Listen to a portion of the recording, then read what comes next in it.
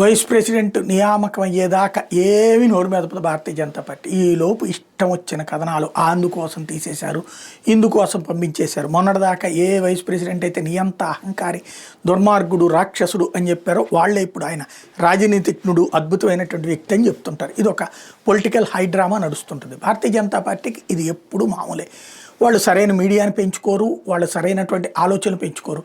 National media మా చేతుల్లో ఉందనుకుంటారు. ఇట్లాంటి టైం దొరకగానే నేషనల్ మీడియా అడ్డంగా అదే భారతీయ జనతా పార్టీని వెధవల్ని చేసి చూపెడతా ఉంటుంది. అలాగే ప్రాంతీయ పార్టీల మీడియాలు ఆల్రెడీ రాజకీయ పార్టీలకు అమ్ముడుపోయి ఉన్నాయి కాబట్టి అక్కడ వీళ్ళదంటూ ముద్ర ఉండదు. 11 ఏళ్ళు అయిపోయింది కేంద్రంలో అధికారంలోకి వచ్చి, వివిధ రాష్ట్రాల్లో 4 సార్లు 5 సార్లు అధికారంలోకి వచ్చారు. అయినా కూడా మనకంటూ ఒక మీడియా వ్యవస్థను ఏర్పాటు చేసుకోవాలి, మనకంటూ ఒక సిస్టమ్ని సెట్ చేసుకోవాలన్న ఆలోచన లేకపోవడం వాళ్ళకు ఉన్నటువంటి ఒక దౌర్భాగ్యకరమైన పరిస్థితి. అది పక్కన పెడితే ఇప్పుడు జగదీప్ ధన్కర్ వచ్చేటప్పటికి ఆయన ప్లేస్లో ఎవరిని పెడతారు అన్నటువంటిది ఇంకా ఇంకొక వారం 10 రోజుల పాటు కాదు, దాదాపుగా 20 రోజుల పాటు కొత్త అధ్యక్షుడు ఎన్నికయ్యేదాకా, ఆ సస్పెన్స్ తీరేదాకా రకరకాల కథనాలు అయితే వస్తూ ఉంటాయి.